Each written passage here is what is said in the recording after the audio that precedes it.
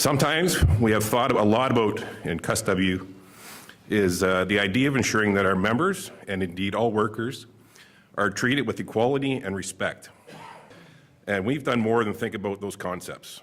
First of all, we have made them our responsibility. We do not see these issues as someone else's business. They are ours. We own them, and that means we have to deal with them. We do not take such steps lightly. In the long run, taking responsibility involves thought, planning, action, and follow-through. And if all those things require commitment, so we have made a commitment in writing. 3 years ago at convention, we introduced the CUSW Human Rights Policy. Today, it has become one of our most important documents. It sits up there with the equality policy and procedures on discrimination, harassment and sexual harassment, and the CUSW values and beliefs, of which I am a member. These three documents work together to promote, protect, and advance human rights and equality within the union and within the workplace. Policies can easily gather dust unless they are communicated, discussed, and kept on top of the mind. One way to achieve these things is to make them concrete things. So we printed this policy as a small booklet and distributed them widely. Hope everybody has them. And we thought it was an important enough booklet to distribute them yet again at this convention in 2018. In fact, you'll find each will find a copy in your convention bag. We have also added to the policy to the convention. Now when you leaf through the red Constitution booklet, you will also be holding our commitment to human rights in your hand. Plus, we've created the life-size poster you see at the front of the room. An important element of human rights policy is the procedure it outlines for dealing with complaints. The policy outlines 8 possible steps designed to foster action from complaint to resolution. Any member who believes that the human rights, equality, or barrier issues are affecting the union or union members is encouraged to take action. The procedure is a bit too long and detailed for me to explain, but is an important thing that has been thought out and it exists. However, procedures are only as good as the people who operate them. So, a short while after we released the human rights policy, we established human rights and equality committees. Each of these committees is tasked to deal with the issues covered by the human rights policy, as well as other disadvantages and barriers to equality. And members receive special training.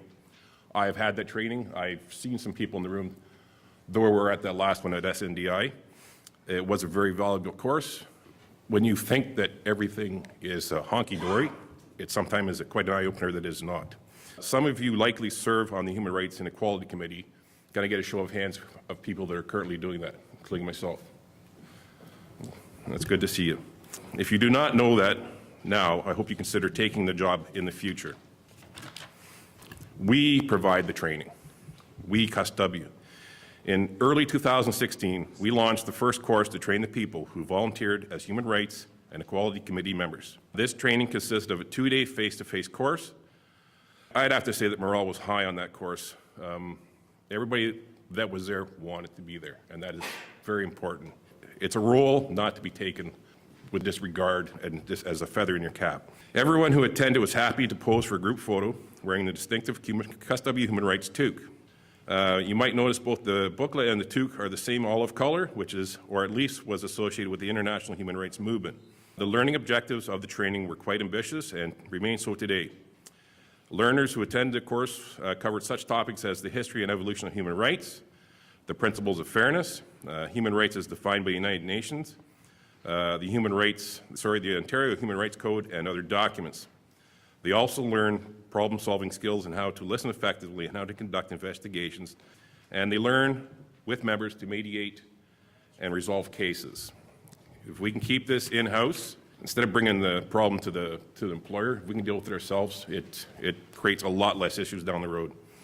The member-supported ecosystem explains where we go for help with different issues. Likely one of the most effective tools committee members receive is a copy of the member support ecosystem. This document takes the committee member along the decision tree. Steps lead to yes or no answers. If yes, the committee member is instructed to go in one direction. If no, he or she makes another decision.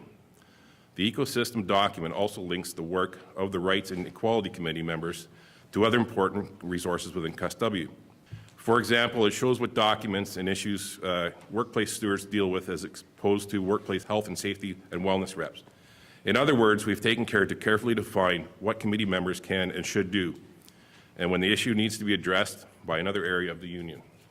So let's be proud of this achievement. I hope this explanation of our human rights policy, why we developed it, how we designed it, and how we implement it today is helpful. I also hope that it makes you feel proud and committed to putting that policy into action on a daily basis. Please take the time to read the policy. It is short and written in clear, plain language. It's one of our finest achievements, so let's be proud and give this document and the ideas it embodies as good as it can do in the world the attention it merits. Thank you, and bear with me for that first couple minutes getting started. I appreciate it.